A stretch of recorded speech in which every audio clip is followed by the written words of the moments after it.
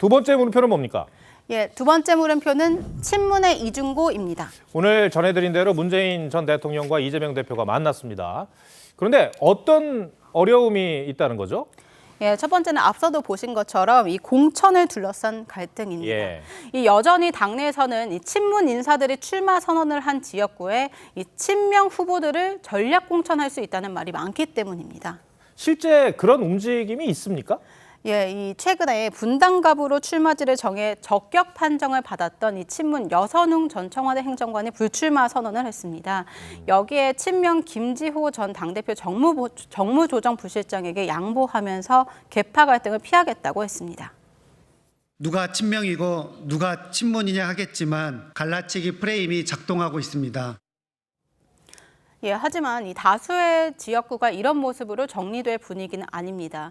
이 대표적인 사례가 친문 임종석 전 비서실장이 출마한 서울 중성동갑인데요. 이 당내에서는 임 전 실장이 공천을 받지 못할 가능성도 주시하고 있습니다. 예, 지금 제3지대 움직임도 사실 무시할 수 없는 그런 상황인데 민주당 표가 갈라지지 않게 하기 위해서 이제 고민이 많겠어요. 예. 또 다른 고민은 뭡니까?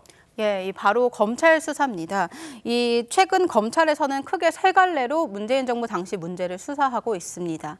울산시장 선거 개입 의혹 사건과 관련해서 이 조국 전 장관과 임종석 전 실장에 대한 재수사를 앞두고 있습니다.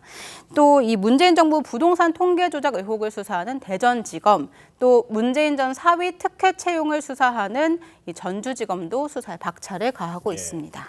말 그대로 이중고를 겪고 있는 셈인데 그렇다면은 친문 후보들의 어떤 총선 출마에 영향이 있겠습니까? 그런데 이 검찰에선 최대한 총선에 영향을 없게끔 수사한다 예. 이런 계획입니다. 따라서 지금 당장 이 현역 의원들이나 총선에 나가는 인사들을 좀 소환하기는 어려울 수 있습니다. 다만 이 문재인 정부에서 청와대 참모나 국무위원으로 일했던 현역 민주당 의원이 30명 정도 되는데요. 특히 청와대 근무 당시 관여 정황이 드러난다면 이 수사 범위에 포함될 수도 있습니다. 민주당에서 최근에 이 별건 수사다 이런 주장이 나오는 것도 이런 분위기와 무관치 않습니다.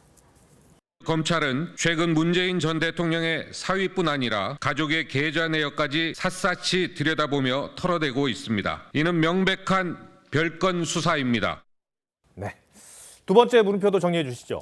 예, 두 번째 물음표, 친문의 이중고의 느낌표는 법은 만인 앞에 평등 이렇게 뽑아봤습니다.